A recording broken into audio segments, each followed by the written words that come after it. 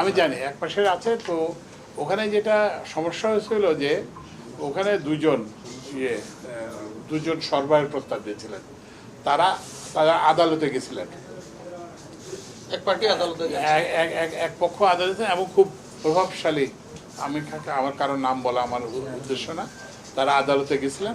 তো আদালত থেকে এইটার একটা নির্দেশনা আসছে। তো এখন এটা মানে ওই যে এক পক্ষ যে ইয়ে করছেন সেই দাবিটা নাকচ হয়ে গেছে। তো সুতরাং এখন আমাদের কয়লা কেনার পেছনে, কয়লা কেনার পথে আর কোনো বাধা নেই।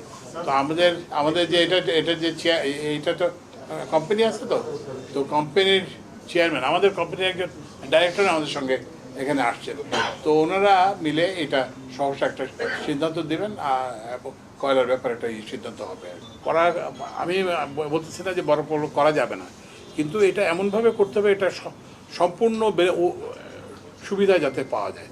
তো এইভাবে এটা খণ্ডিতভাবে একটা বিশাল জায়গা ধরবে, এবং এই জায়গাগুলো তো মানুষের জায়গা ছিল, তো মানুষের জায়গা এগুলো নেওয়া হয়েছে। তো মানুষকে তো সেটা ফিরাই দিতে হবে, যে মানুষ যাতে ওইটা থেকে একটা সুবিধা পায়, একটা চাকরির সুবিধা, একটা আয়ের সুবিধা পায়। সেই সুবিধা থেকে মানুষ বঞ্চিত হচ্ছে। আবার যে জমিটা দখল করছে সেটাও তো কোনো কাজে আসতেছে না। ওখানে তো একটা ফাঁকা জায়গার মধ্যে একটা পাওয়ার প্ল্যান্ট আছে আর কয়েকটা বিল্ডিং আছে। তো এইগুলো থেকে আমরা একটা যে উন্নয়নের যে একটা প্রকল্প বিলাস আমাদের মধ্যে হচ্ছে, এটা আমরা চেষ্টা করবো এটা থেকে বেরিয়ে আসতে আর কি। এখন হচ্ছে কি, প্রকল্প হলে কি সবারই সুবিধা, বিদেশি যারা দাতা তাদেরও সুবিধা, প্রকল্প যারা করেন তাদেরও সুবিধা, প্রকল্প যারা কন্ট্রাক্টর তাদেরও সুবিধা। কিন্তু ওই যে যার সুবিধা না, সে যার সুবিধার জন্য প্রকল্প করা হয়, সাধারণ মানুষ তাদের কোনো সুবিধা নেই।